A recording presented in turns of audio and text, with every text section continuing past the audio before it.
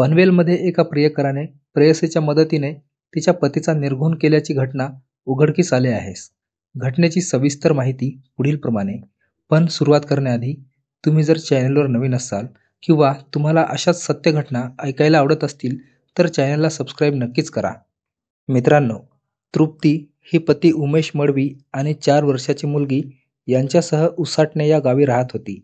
पती कामावर गेला की तिचा सगळा वेळ रिकामाच जात होता. छोट्या मुलीची आवराआवर केली की ती इंटरनेटवर टाइमपास करत बसत होती. त्यातून ती सोशल मीडियावर चांगलीच ॲक्टिव्ह झाली होती. एक दिवस तिला किरण पाटील यांची फ्रेंड रिक्वेस्ट आली आणि तिच्या काळजाचा ठोकाच चुकला. तिच्या हृदयात धडधड वाढू लागली. कानशील गरम झाली. तिला तिच्या नवजीवनातील दिवस आठवू लागले. तृप्ती ही ज्या शाळेत शिकत होती त्याच शाळेत किरण पाटील हा देखील शिकत होता. दोघेही वयात आले होते. एकमेकांकडे ते आकर्षित झाले होते. दोघांच्याही मनात भावना असल्याने त्यांच्यात मैत्री आणि प्रेम जमायला वेळ लागला नाही. पाहता पाहता दोघे एकमेकांच्या प्रेमात गुरफटले. जवान वय आणि प्रेमाला मिळालेला प्रतिसाद यातून एकमेकांच्या मनातील इच्छा पूर्ण करण्याची ओढ त्यांना लागली होती. पाहता पाहता ते जवानीचा आनंद लुटू लागले. पण प्रेमसंबंध फार काळ टिकले नाही, कारण तृप्ती हिचे लग्न उमेश याच्यासोबत ठरले. लग्न करून आता तृप्ती आपल्या संसारात मग्न झाली होती. तिचा पती उमेश हा तळोजा MIDC परिसरात कामाला होता. त्या दोघांचा संसार सुरळीत चालला होता. तृप्ती हिला मुलगी झाली. पण पहिले प्रेम पुन्हा दिसल्याने ती सुखावून गेली. तिकडे किरण तिच्या मागावरच होता. त्याला काही तिच्याशी लग्न करायचे नव्हते, पण भोगायचे मात्र होते. त्याने तिला फेसबुकवर गाठले, फ्रेंड रिक्वेस्ट पाठवली. त्याला पाहून ती मनातून आनंदित झाली आणि तिने त्याची रिक्वेस्ट स्वीकारली. गुण्यागोविंदाने चाललेल्या या संसारात किरणने घुसखोरी केली. फेसबुकवरून तृप्ती व किरण या दोघांची पुन्हा जवळीक झाली. एकमेकांशी चॅट करताना त्यांनी एकमेकांचे मोबाईल नंबर सुद्धा घेतले. आता ते दोघे फेसबुक, व्हॉट्सअप आणि कॉलवरून एकमेकांच्या संपर्कात राहू लागले. वाढता सहवास पुन्हा एकदा मनात कामाग्नी पेटवणारा ठरला. आपण विवाहित आहोत आणि एका मुलीची आई आहोत याचा विसर तिला पडला. लाजलज्जा सोडून ती त्याला भेटायला तयार झाली. मग तो मागे हटला नाही. बाहेरच त्यांच्या गाठीभेटी होऊ लागल्या. दिवसाही कामक्रीडा करण्यात ते दोघे रंगून जाऊ लागले. दोघांना एकमेकांची चटकच लागली.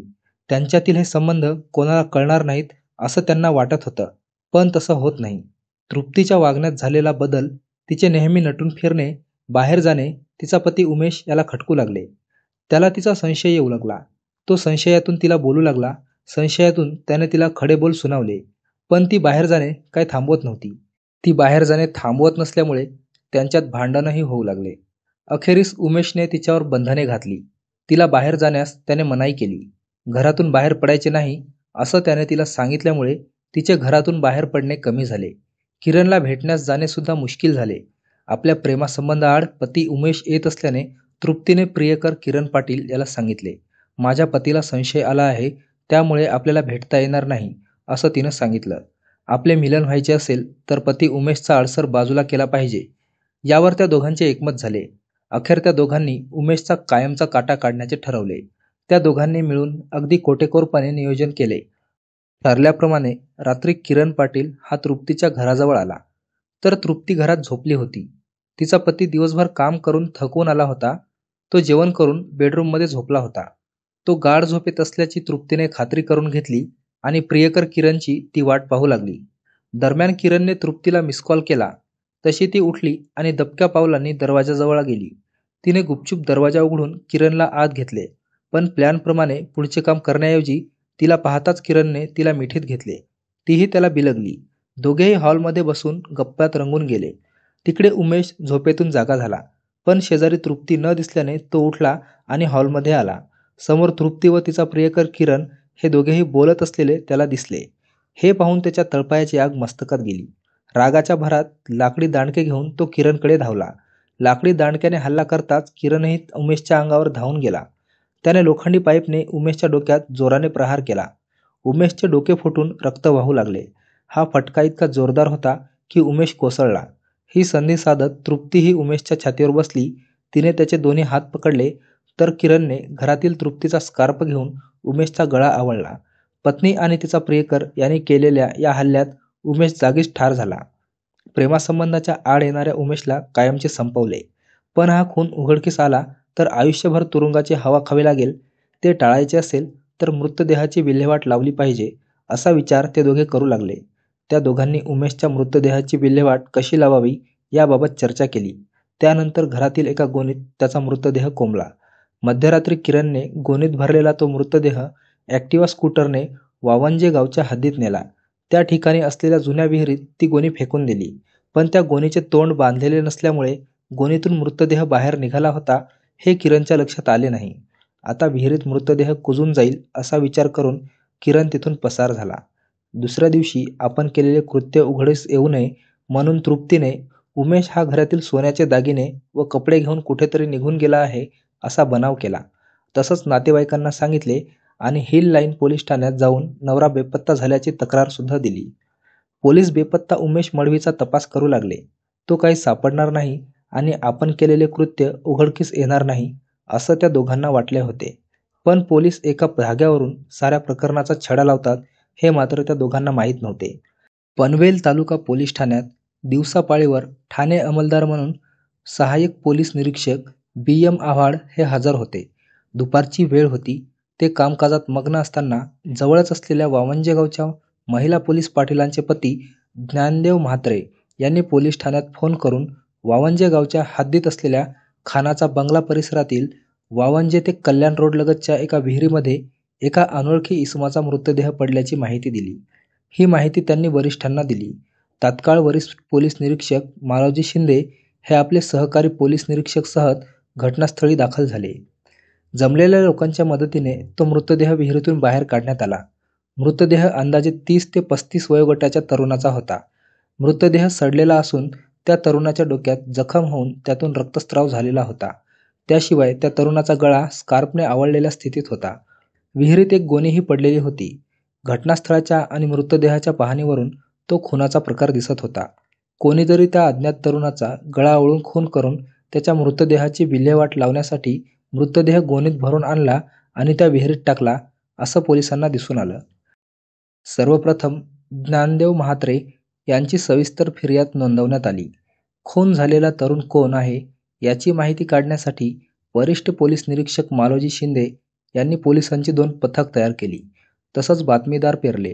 दुसरीकडे सहाय्यक पोलीस निरीक्षक आव्हाड यांनी घटनास्थळाचा व मयत अनोळखी तरुणाच्या मृतदेहाचा इन्व्हेस्ट पंचनामा करून मृतदेह पनवेल ग्रामीण रुग्णालयात PM साठी पाठवला.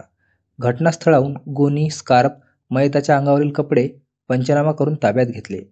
पोलीस पथक जवळपासच्या गावातून कोण व्यक्ती बेपत्ता झाला आहे का याची माहिती काढू लागले. तेव्हा उसाटणे गावच्या हद्दीतून उमेश मडवी हा इसम गेल्या 3 दिवसापासून बेपत्ता असून त्याचे नातेवाईक व पत्नी तृप्ती त्याचा सर्वत्र शोध घेत असल्याचे पोलीस पथकाला समजले.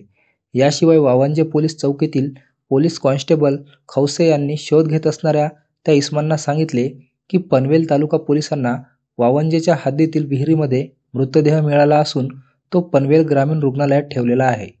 उमेश मडवी याचा शोध घेत असणारे त्याचे नातेवाईक आणि पत्नी यांनी पनवेल ग्रामीण रुग्णालय गाठले. पोलिसांनी त्यांना मृतदेह दाखवताच तो उमेश मडवी याचा असल्याचे त्यांनी खात्रीपूर्वक सांगितले. उमेश मडवी याचा गळा आवळून हत्या झाली असल्याचे कळताच त्याच्या पत्नीने हंबरडाच फोडला. उमेश हा 3 दिवसापूर्वी रात्री घरातील कपडे व सोन्याचे दागिने घेऊन निघून गेला होता. त्याचा सर्वत्र शोध घेऊन सुद्धा तो न सापडल्याने अंबरनाथ तालुक्यातील हिल लाईन पोलीस ठाण्यात तो बेपत्ता झाल्याची तक्रार त्यांनी केली होती. उमेश याच्या मृतदेहाचे पोस्टमॉर्टम केल्यावर त्याचा मृत्यू डोक्यावर कोणतीतरी जड वस्तू मारून व गळा आवळून झाल्याचे प्राथमिक अहवाल डॉक्टरांनी दिला. या गुन्ह्याचा तपास स्वतः वरिष्ठ पोलीस निरीक्षक शिंदे यांनी ताब्यात घेतला. मयत अनोळखी इसमाची ओळख पटली होती, पण त्याची हत्या कोणी केली असावी, कोणत्या कारणावरून झाली असावी असे अनेक प्रश्न पोलिसांना पडले. उमेश हा घरातून सोन्याचे दागिने घेऊन निघून गेला होता. त्यामुळे कदाचित त्या सोन्याच्या दागिन्यामुळे कोणीतरी लूटमारीच्या उद्देशाने त्याचा खून केला असावा असा संशय पोलिसांना आला. उमेशच्या मारेकऱ्याचा शोध घेण्यास पोलिसांनी सुरुवात केली. उमेश हा उसाटणे गाव येथे पत्नी तृप्ती व 4 वर्षीय मुलीसोबत राहत होता. त्यामुळे पोलीस अधिक चौकशी व माहिती काढण्यासाठी उमेशच्या घरी गेले. त्यावेळी त्याची पत्नी तृप्ती घरी होती. पोलिसांनी तिच्याकडे विचारपूस करत उमेशचे कोणाशी वैर होते का याबाबत चौकशी केली. पण उमेश हा साध्या स्वभावाचा होता. कोणाशीही तो जास्त बोलत नव्हता. आपले काम व कुटुंबाकडे तो जास्त लक्ष देत असे अशी माहिती त्याला मिळाली. मग त्याची हत्या कोणत्या कारणावरून झाली असावी असा प्रश्न पोलिसांना पडला होता. उमेशने घरातून किती हजार रुपयाचे दागिने नेले होते याबाबत तृप्तीकडे चौकशी करत असताना पोलिसांचे लक्ष घरातील तृप्तीच्या फोटोकडे गेले.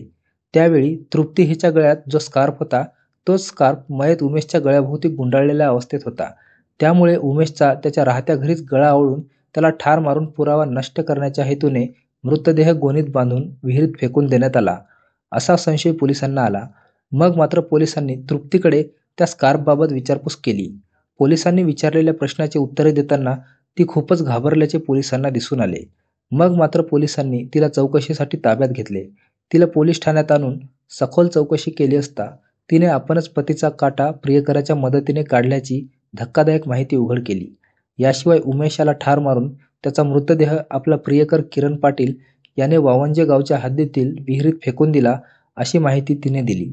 पोलिसांनी तृप्ती हिला नवऱ्याच्या खून प्रकरणी अटक केली, तर या गुन्ह्यात सहभागी असलेला तिचा प्रियकर किरण पाटील हा राहत असलेल्या ठिकाणी पोलीस गेले असता तो पसार झाल्याचे त्यांना